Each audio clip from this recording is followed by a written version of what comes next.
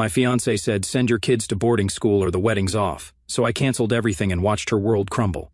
I'm a 38-year-old single dad with 2 kids, aged 10 and 12.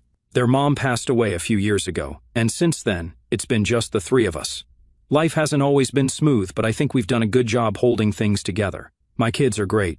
They're kind, smart, and resilient, and they've been my biggest motivation to keep pushing forward. About a year and a half ago, I met someone. Let's call her Sarah. She's 34, and we met through mutual friends at a barbecue. At first, she seemed like everything I'd been hoping for. She was outgoing, charming, and had this spark that drew people in. We hit it off right away, and soon enough, we were dating. Sarah made an effort to get to know my kids early on, which I appreciated. She'd take them out for ice cream or to the park, and she was always trying to engage with them. My kids were polite around her, but I could tell they were holding back a little. Maybe it was because they'd been through so much already, and they were wary of getting too attached to someone new. I figured that was normal, though. These things take time, right? At first, everything felt great. Sarah seemed to understand that my kids were my world, and that we were a package deal. She'd talk about how she admired my parenting, and how much she wanted to be part of our lives. It felt good to have someone in my corner who seemed to get it. Over time, our relationship got more serious. Sarah and I started spending more time together, and she even began staying over at my house sometimes. My kids were fine with it. They didn't seem overly excited, but they weren't against it either. I thought we were all adjusting well to the idea of blending our lives. But there were little things that, looking back now, probably should have been red flags. For one, Sarah started making comments about the house. She'd say things like, "It's cozy, but maybe we could modernize it a bit," or "The kids' rooms are cute, but wouldn't it be fun to give them a makeover?" At the time, I didn't think much of it. I figured she just wanted to put her own touch on the place, and I was okay with that. Another thing was how she'd talk about our future. She'd make comments about how we could build a life together, travel, and maybe even have a kid of our own someday. I wasn't against any of that in theory, but I always made it clear that my priority was my kids. She'd smile and nod, but now that I think about it, I'm not sure she really got it. Then there was her family, specifically her brother, Jake. He came up in conversations occasionally, but not in a good way. Jake was apparently going through a rough patch. Sarah mentioned that he'd lost his job, was struggling to get back on his feet, and had been staying with their parents. She talked about him like he was a lost cause, but also like it was everyone else's responsibility to help him. I didn't think much of it at first. We all have family members who need a little extra support sometimes, and I figured it wasn't my place to judge. But as I got to know Sarah better, I started to realize just how much of a mess Jake really was. He couldn't hold down a job, made terrible decisions, and seemed to have zero motivation to change. Still, none of this felt like a deal breaker at the time. Sarah and I were getting closer, and I was starting to think about our future together. I'd been on my own for so long, and it felt nice to imagine having a partner. About a year into our relationship, I started thinking seriously about proposing. Sarah had been dropping hints for a while, showing me pictures of rings she liked, talking about wedding venues, that kind of thing. I wasn't blind to it, and honestly, I thought it was a good idea. My kids were doing well in school, we had a stable routine, and I felt like I was ready to take that next step. I knew it wouldn't be easy blending our lives completely, but I believed we could make it work. I planned a simple, meaningful proposal at the park where we had one of our first dates. No big spectacle, just something genuine. On the day, I was nervous but excited. As we walked, I told her how much she meant to me, then pulled out the ring and asked her to marry me. She said yes, ecstatic as she slipped on the ring, already dreaming about wedding plans and our future together. In that moment, everything felt perfect. I had no idea how quickly it would all fall apart. The first couple of weeks after the proposal felt like a whirlwind of excitement. Sarah dove headfirst into wedding planning, picking out color schemes, browsing venues, and flipping through Pinterest boards like it was her full-time job. I was just trying to keep up. Between work, taking care of the kids, and managing everything else, I let her take the lead on the wedding details. She seemed thrilled, and I didn't want to dim that. But as time went on, little things started to creep in that didn't sit right with me. At first, it was small comments here and there, like how the house needed a woman's touch, or how she envisioned our future being more polished. I didn't really know what she meant by polished, but I brushed it off. Maybe it was her way of saying she wanted to contribute or make the space feel like hers too. Then she started making suggestions, subtle ones at first. Wouldn't it be nice to clear out some of the kids' old stuff? Give the house a more open vibe. Or maybe we could move some of their things to the garage to keep the rooms tidier. On their own, these comments didn't seem like a big deal, but when you added them up, it felt like she was trying to erase parts of the home we'd built. I didn't say much at the time, though. I figured she was just excited about the idea of us building a life together, and maybe I was overthinking it. But then came the furniture. One Saturday morning, Sarah showed up with a catalog and a plan to upgrade the living room. I wasn't even sure what needed upgrading. The couch was fine, the coffee table was sturdy, and the kids' beanbags in the corner were not negotiable. She went on about how she wanted the space to feel more adult and less chaotic. I had to bite my tongue to keep from snapping. This was a family home, not some magazine spread. The first real clash came when she suggested turning the spare room, which doubled as a study and craft space for the kids, into a guest room. She called it a compromise because it would still be available for the kids to use sometimes. That room was more than just a space. It was where the kids did their art projects, where I worked late at night when they were asleep, and honestly, it was one of the few parts of the house that felt like ours. I told her we weren't changing it. She didn't argue outright, but I could see the irritation on her face. She made a passive-aggressive comment about how we'd have to figure out how to make space for everyone eventually, and I let it drop. Around this time, Jake started showing up in more of her conversations. He was apparently staying with her parents, but according to Sarah, it was a temporary thing. She mentioned him needing support and how it was hard for her to see him struggle. I didn't really respond to that because I didn't know what to say. Jake wasn't my responsibility, and I was already juggling enough. Then came the day she asked if Jake could come over for dinner. She said he wanted to get to know me and the kids better since we were all going to be family soon. I agreed. To be honest, I was curious about him. The dinner was awkward. Jake showed up late, reeking of bad decisions, and spent most of the night complaining about how hard life was for him. He barely acknowledged the kids, who had been excited to meet him, and only really spoke to Sarah. I tried to make small talk, but it felt like pulling teeth. After he left, Sarah gushed about how great it was that we'd all gotten together. I didn't know what dinner she'd been at, but it wasn't the one I just endured. I told her Jake seemed like he was going through a lot, and she immediately got defensive, saying he just needed a chance to turn things around. I let it drop again. But something about the way she jumped to his defense didn't sit right with me. A couple of weeks later, Sarah started mentioning Jake more frequently. She said her parents were pressuring her to help him out, and how she felt torn between her family and her future with me. I could tell she was fishing for something, but I wasn't about to bite. That's when the requests started getting bolder. She floated the idea of Jake staying with us for a little while after the wedding.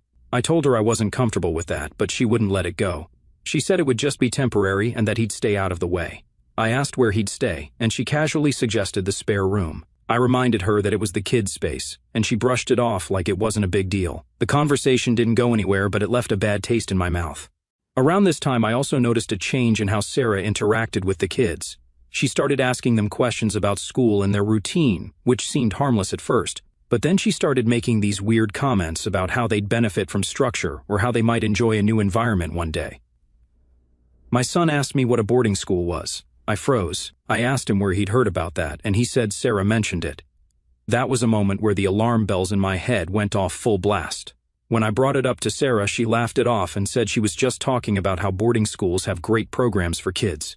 She said it was an innocent conversation, but I wasn't so sure. I told her I didn't want her planting ideas like that in their heads, and she got defensive, saying she was just trying to help. At this point, the cracks in our relationship were starting to feel impossible to ignore. Sarah's focus seemed less on building a life with us, and more on bending our life to fit her vision. I was starting to feel like I wasn't just blending a family. I was being steamrolled into making concessions I wasn't comfortable with. After Sarah and I had that tense conversation about her mentioning boarding school to my son, I thought we'd moved past it. I told myself it was just a misunderstanding, maybe her way of trying to connect with the kids in her own awkward way. I wanted to give her the benefit of the doubt because, at the time, I still believed we were working toward the same future. But as the days passed, the pieces started falling into place, and it wasn't pretty. I had no idea how far she was planning to take things until one evening, when she sat me down and laid it all out. It started like any other evening. The kids were upstairs finishing homework, and I was trying to relax on the couch after a long day. Sarah walked in with a determined look on her face, the kind of expression that told me whatever she was about to say, I probably wasn't going to like it. She sat down across from me. "We need to talk," she began. I sighed. "All right, what's on your mind?" She hesitated for a moment, which wasn't like her. Sarah usually didn't hold back when she wanted something. "I've been thinking a lot about how we're going to make this work once we're married," she said carefully. "Okay," I said, already bracing myself. "It's about the house," she continued. "I don't think it's going to work the way it is now, not with all of us here." I frowned. "What do you mean? We're doing fine as it is." She shook her head, giving me a look like I was missing something obvious. "No, we're not. This house is too small for all of us to live comfortably. We're going to have to make some changes." I could feel my patience slipping already. Sarah, the kids have their rooms. I've got my office/spare room. It's not perfect, but it works. What kind of changes are you talking about? That's when she dropped the bomb. I think we should consider sending the kids to boarding school. I stared at her, trying to process what she'd just said, remembering my kids bringing that up too. Boarding school? Are you serious? Yes, I'm serious, she said, her tone firm. I've been looking into it, and there are some incredible programs out there. They'd get a top-tier education, meet new friends, and learn independence. It's a great opportunity for them. And what's the real reason you're suggesting this? I asked, narrowing my eyes. Because this feels less about the kids and more about something else. She hesitated again, but only for a moment. Fine, she said, her voice sharpening. If the kids went to boarding school, it would free up space here. Jake could move in and have a proper room. He needs stability, and this is the best way to make that happen. There it was, the real reason. I shook my head, anger bubbling up. You want me to send my kids away so your grown, drunk, unemployed brother can have a room in their house? Are you even hearing yourself right now? She sighed, like I was the one being unreasonable.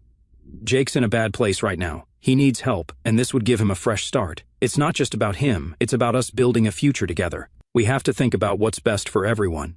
What's best for everyone? I repeated, my voice rising. Sarah, what's best for my kids is staying in their home with their friends, their routine, and their dad, not being shipped off so your brother can move in.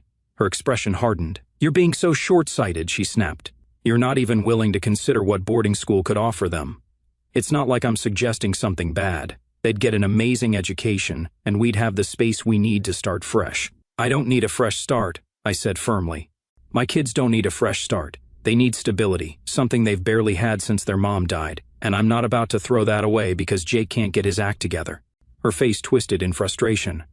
Why are you being so difficult about this? Jake is family, he needs us. Isn't that what families are supposed to do, help each other? Jake is your family, I corrected her. My family is upstairs doing homework in a house that's supposed to be their safe space. You don't get to come in here and decide their lives are less important than your brother's comfort. That seemed to strike a nerve. Her tone shifted from defensive to outright hostile. You're acting like I'm trying to hurt them, she said, her voice sharp. I'm not. I'm trying to create a life where we all have room to breathe, but you're so stuck in your ways that you can't see how good this could be for everyone. This isn't about what's good for everyone, I shot back. This is about you trying to push my kids out of their own home to make room for your brother. That's not happening, Sarah. Not now, not ever. She stood up abruptly, crossing her arms. Fine, she said, trying to control herself from throwing a tantrum, as she always does. If you're not willing to even consider this, then maybe we need to rethink everything. I stood up too, meeting her glare. What's that supposed to mean? It means, she said slowly, that if you can't put my family first for once, then maybe this isn't going to work. I'm not marrying someone who doesn't respect my family. I stared at her, completely stunned. Respect your family? You want to talk about respect? What about respecting my kids, my family? She didn't flinch. This is your choice, she said, repeating her ultimatum. Either you choose me or your kids. Your call, and I won't settle for less. She walked out of the room after that, leaving me standing there in silence. I couldn't believe what had just happened. I'd known for weeks that something was off, but this was a whole other level. For the first time since I'd proposed to Sarah, I started to wonder if I'd made a huge mistake. The tension in the house had been building for weeks. Every time Sarah brought up Jake, it felt like we were headed for another argument. Then Jake showed up unannounced, and I was outright disgusted. The sheer audacity of it left me speechless. How could someone be so shameless, so utterly clueless that they couldn't grasp a basic fact?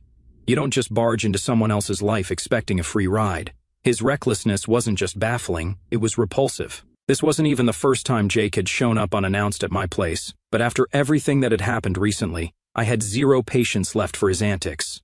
It was a Saturday morning when it happened. I was in the kitchen making breakfast while the kids sat in the living room, finishing up some weekend cartoons. The knock at the door was sharp and deliberate, the kind of knock that told you the person on the other side wasn't leaving until you answered. I was already dreading who it might be. Ignore it, I called to the kids, figuring it was just a delivery or someone selling something. But the knocking didn't stop. When I opened the door, there was Jake, standing there with his usual smug grin. He had that casual, unbothered energy, like he was stopping by a friend's house to hang out, not barging into a situation he had no business being part of. "Hey man," he said, nodding at me. "Figured I'd swing by. Got a minute?" I blinked, trying to process why he was here. "Sarah didn't mention you were coming," I said flatly. Jake shrugged. "Didn't think I needed an invite." She said you guys were still working out the details about me moving in, so I thought I'd stop by and, get a feel for the place. The audacity of this guy was unbelievable. I think there's been a misunderstanding, I said, keeping my voice level. We haven't agreed to anything about you moving in. Jake laughed, like I'd just told him a joke. Come on, man. Sarah said it's pretty much a done deal. Just a matter of figuring out the logistics, right? Before I could even respond, he stepped inside, walking past me into the living room. My youngest looked up from the couch, confused, and my oldest gave me a look that said everything I was already feeling. What is he doing here? Nice setup, Jake said, looking around like he was appraising the place. He plopped down on the couch, stretching out like he owned it. I clenched my fists, trying to keep calm. Jake, this isn't a good time. You should have called before coming over. Before he could answer, Sarah walked in the front door.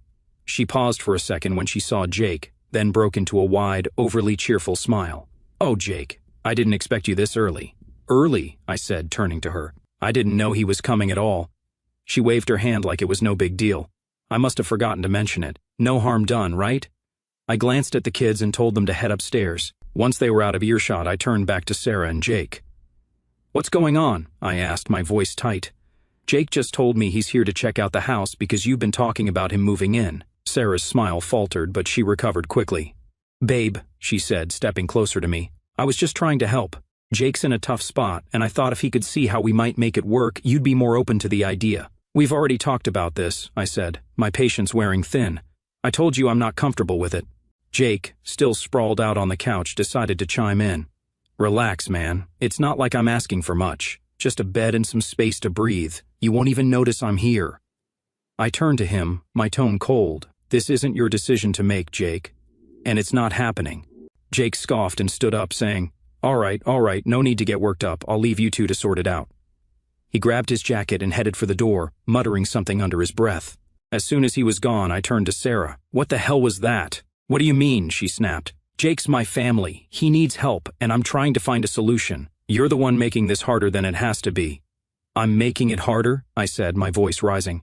You've been going behind my back, making decisions for my house, my kids, and my family. How is that okay? Sarah crossed her arms, glaring at me. You're being impossible. Jake is family, and family helps each other. Why can't you see that? Because this isn't just about Jake, I said. This is about you trying to push my kids out of their home to make room for him. They've already been through enough. I'm not uprooting their lives to make things easier for you or your brother. Her face twisted with frustration. You're so stubborn, she spat. Do you even care about how hard this is for me? I'm trying to build a future with you, and you're too busy clinging to your perfect little setup to see that. This perfect little setup is my kid's life, I shot back. And I'm not going to apologize for protecting it. If you can't understand that, then maybe you're not ready to be part of this family. Her expression hardened, and I knew what was coming before she even said it. Fine, she said coldly. If you're not willing to compromise, then maybe we need to rethink this whole thing. I stood there for a moment, letting her words sink in. Then I took a deep breath and looked her in the eye. You're right, I said. We do need to rethink this, and I've made my decision. Her face flickered with something. Shock, maybe anger. What's that supposed to mean? It means I'm choosing my kids, I said firmly. They come first, always. If you can't accept that, then we don't have a future together. The silence that followed was deafening. She stared at me like she couldn't believe what I'd just said, but I didn't back down. Is that it then? She asked, her voice trembling. Yeah, I said. That's it.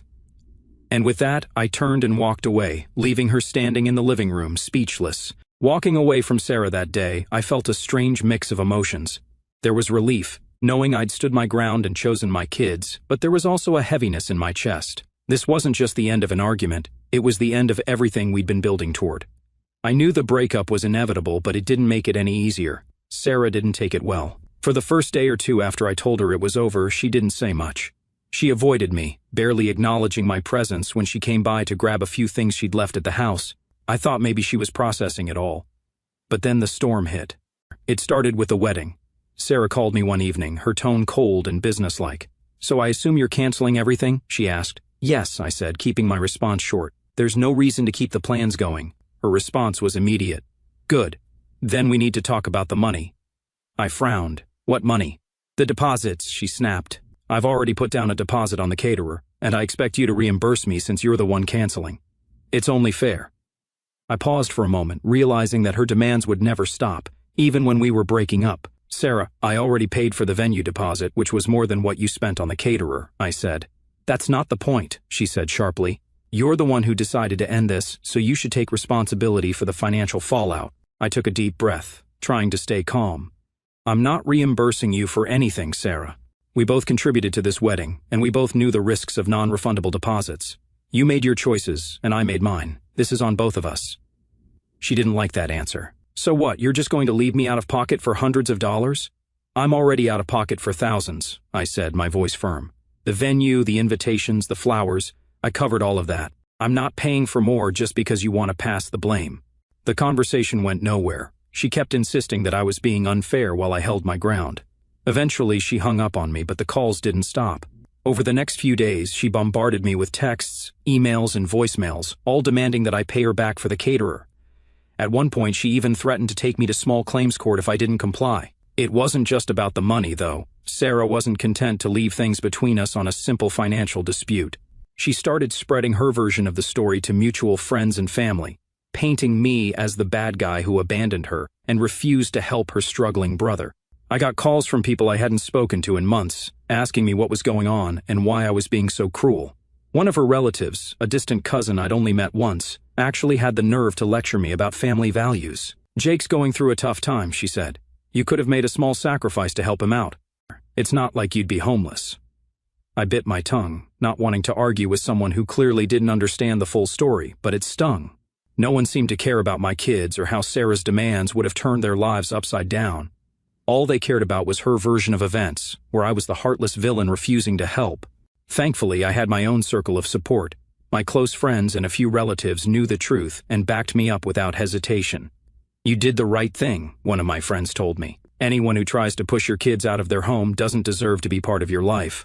Still, the fallout was exhausting. Canceling the wedding was a logistical nightmare. I had to contact vendors, explain the situation without airing too much dirty laundry, and navigate the awkwardness of calling off an event that people had already marked on their calendars. Most people were understanding, but a few tried to pry for more details. I kept my responses vague, saying it was a mutual decision and that we'd realized we weren't on the same page about the future.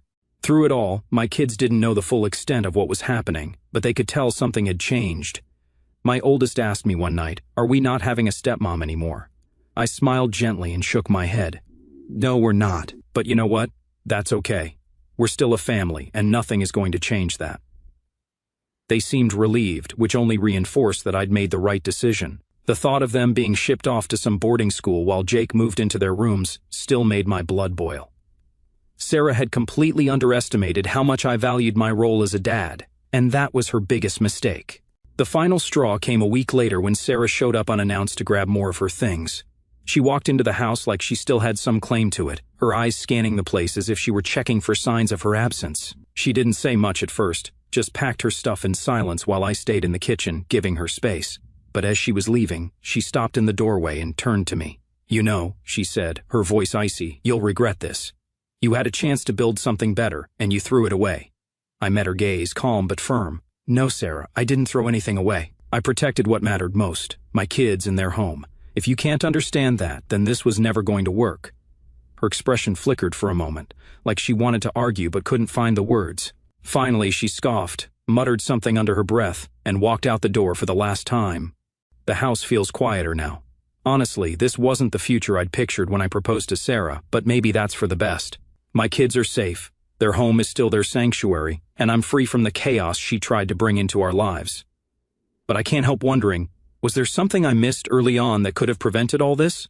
I'm still processing everything, but I'd love to hear your thoughts and advice. I'll update if anything significant happens.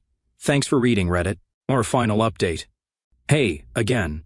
I thought breaking up and canceling the wedding would be the end of the drama. I couldn't have been more wrong. Turns out, walking away from Sarah wasn't just about protecting my kids and keeping our home intact. It also meant dealing with a wave of chaos I didn't see coming. From Sarah spreading lies about me to her brother Jake making veiled threats, things went from intense to downright absurd. You know that she already tried to victimize herself in front of our families. Still, she leveled up. She told mutual friends and some of my family members that I was abusive and controlling, spinning the story in a way that made her the victim. Suddenly, I was getting calls and messages from people asking me to explain myself. Some were sympathetic, while others outright accused me of being the kind of person who'd push someone to their breaking point. One mutual friend, let's call him Dave, actually called me up to say, "Hey man, I heard you made Sarah's life hell. What's going on?" I had to take a deep breath before responding. "Dave, do you honestly think I'd do that? She wanted me to send my kids to boarding school so her brother could move in. That's the reality." Thankfully, Dave was reasonable enough to hear me out, and after I told him the full story, he backed off. But not everyone was as understanding. Sarah had a way of twisting things. She was always good at playing the victim. Jake, of course, wasn't any better. A week after the breakup, he texted me out of the blue. His message read, "You're a spineless coward for not helping your family. I might swing by to get what's mine. Better hope I don't have to force it." The entitlement was mind-blowing. I hadn't taken anything from Jake. In fact, the only thing I'd done was refuse to let him bulldoze his way into my home. But his text wasn't just infuriating, it was unsettling. I wasn't going to take any chances, so I called a locksmith the next day to change the locks on every door. For a few days, I kept expecting Jake to show up again, pounding on the door or causing a scene, but instead, everything went strangely quiet. It wasn't until later that I found out why. A mutual friend told me that Jake had been caught stealing money from Sarah. Apparently, during one of his drunken episodes, he'd managed to access her bank account and drained it dry. We're not talking about pocket change either. He wiped out thousands. When I heard the news, I wasn't even surprised. It was almost inevitable. Jake had been a leech for as long as I'd known him, always expecting someone else to clean up his messes. But this time, he'd gone too far, even by his own standards. What made it worse was that after stealing her money, Jake completely disappeared. He wasn't answering calls or texts, and no one had seen him in days. Sarah was left scrambling, not only to figure out how to pay her bills, but also to deal with the debt he'd saddled her with. Then, as if things couldn't get any more ridiculous, Sarah showed up at my house. She didn't call or text beforehand. She just appeared on my doorstep, looking like she hadn't slept in days. I opened the door, and before I could say anything, she launched into her sob story. "I need your help," she said, her voice trembling. "Jake stole everything. I don't know what to do." I stood there for a moment, processing what she'd just said. I got flashbacks of everything she'd put me and my kids through, and any sympathy I might have had disappeared. "Sarah," I said firmly, "this isn't my problem. You made your choice. You wanted Jake to move in here, remember? You put him above everything else, including my kids. Now you're dealing with the consequences." Her expression shifted from pleading to angry in an instant. "How can you be so heartless?" she snapped. "I thought you cared about me." "I did," I replied, "but you showed me who you really are. You put your brother's comfort over my kids' stability, and I'm not going to clean up the mess that came from that decision. This is on you." She tried to argue, but I shut her down. "You need to leave," I said, my voice steady. "I'm done with this." She stood there, clearly stunned. Then, without another word, she turned and walked away. Over the next few weeks, the fallout continued to ripple through Sarah's life. Jake was still nowhere to be found, and her finances were in shambles. Mutual friends started distancing themselves from her as the truth about Jake's actions came to light. The lies she told about me didn't hold up under scrutiny, and people began to see the real story. Looking back, I can't say I regret any of it. Not the breakup, not the canceled wedding, and certainly not choosing my kids over Sarah and her chaotic family. It was a tough lesson, but one I'll never forget. The people you let into your life should add to it, not take from it. And if that means shutting the door on someone who doesn't respect your boundaries, so be it. My kids come first, and that's never going to change.